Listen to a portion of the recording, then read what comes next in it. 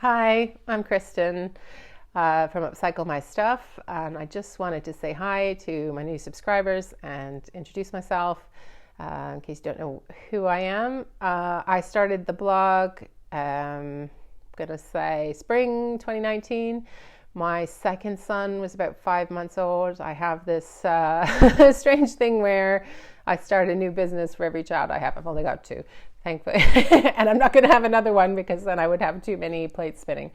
So basically, my journey to get here was that I used to work for a charity helping to bring empty homes back into use. So homes that people leave abandoned or they start renovating and they can't afford to do them up. And I really liked that job. It was great. But when I went to talk about flexible working and part-time options going back after my first son, it just wasn't, they weren't able to be as flexible as I wanted, basically. And I wasn't ready to put him into daycare full-time. So I went researching around and looking for other things I could do. And one was to start an online business. So completely different to this. Previously, my only business experience really had been, I was like upcycling vintage jewelry into headpieces. I'll try and find a picture and put it up here or something.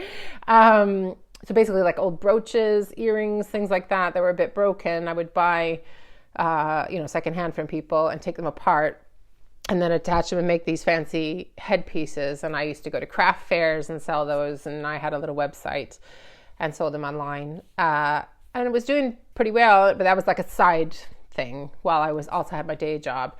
And it was also kind of a distraction. My father had cancer at the time. So it was just kind of keeping my mind busy when I was home. But then he did die and my enthusiasm for the business kind of went with it, to be honest. So I put that away, didn't have any kind of business going on and just went on working.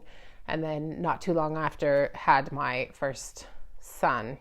And so then when it came time to go back to work, I felt like I needed to explore other options. So I did a whole lot of research online. And the one that looked like the easiest to do with a baby was to start an Amazon business.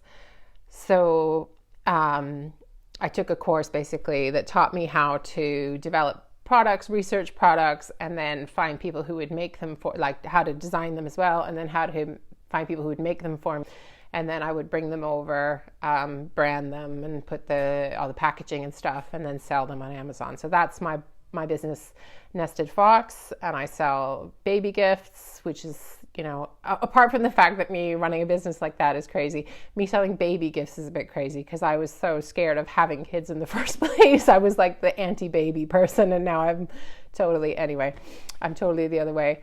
So they're like baby moment cards, which is like when you have, your first month, or they learn to sit up, or they say their first word and you give them the photo, the card, and then you take a photo and then you can write something on the back. It's like a nice memory thing. And then I make some jewelry for first-time moms as well. So that's that business. That's still going, still working on that. But actually, I did my research well because that business doesn't take a whole lot of my time unless I'm developing new products. So when my second son was born, I guess I was looking for more of a creative outlook. I was looking to do more, and also you kind of get this message a lot of the time in the e-commerce world, especially if you're selling on Amazon, how kind of precarious it is, and how Amazon might change the rules and then your business is gone kind of thing. So I felt like I needed to start something else. So I followed my passion this time, which is more upcycling, crafting, and stuff like that. And I just started the website, and I didn't really know what I was doing. And I just started blogging and got some guest bloggers and just started going, basically. And I've just been amazed how much it's grown. At the time I'm recording this, we're getting like over 100,000 page views a month. And I get all sorts of fab comments from my fabulous subscribers about all the projects they've done. And it's so cool. And now I've started a YouTube channel as well this year. So it's been really, really fun. And so just in terms of, this is an introduction about me, but also in terms of what you're going to find on Upcycle My Stuff. Most of the guest bloggers I got were professional furniture painters. I have upcycled and painted furniture myself, but I'm by no means an expert. But I've managed to make this really nice network of professional furniture painters, so you can find lots of really detailed tutorials on that on the website. I do more recycled crafts and upcycled jewelry, of course, and things like that. And then more recently, so since kind of the first lockdown, really, I got heavily into learning to sew and quilt. I had a sewing machine before, but I really had never learned how to use it properly. My grandma taught me to kind of like hand sew, but not really. So I basically used all of last year learning how to use the machine, learning how to quilt, and I'm now like a proper quilt addict. It's ridiculous, especially scrap quilts, scrap fabric. I've done a few, two or three, can't remember now, a few denim quilts, and I'm definitely going to do more. I love the feel and the weight of denim quilts. So made with old jeans, and I ridiculously buy other people's old jeans and old scrap fabric and all that stuff. So I'm that kind of a person. So I don't want to make this too long, but basically that's the kind of stuff you'll find. And I also have some posts because obviously I've got the e-commerce business, and there are people trying to make a living doing upcycling and crafting. And it's not exactly the same as what I do on Amazon, but there's so much like in common that I wish I had known when I had the headpiece business. I sell on Etsy as well, so I know about that. So I've got some free guides and I did do a course, and I might relaunch that, but I don't know at the moment. I'll email you. If you're on my newsletter list, then definitely be getting an email if I do that.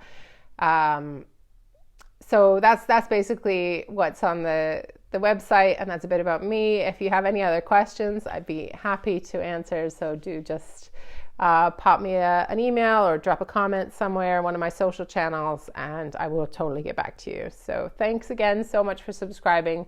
It means so much to have you in our little upcycling community, and I look forward to getting to know you all as much as I can over email and all the rest of that. Okay, bye.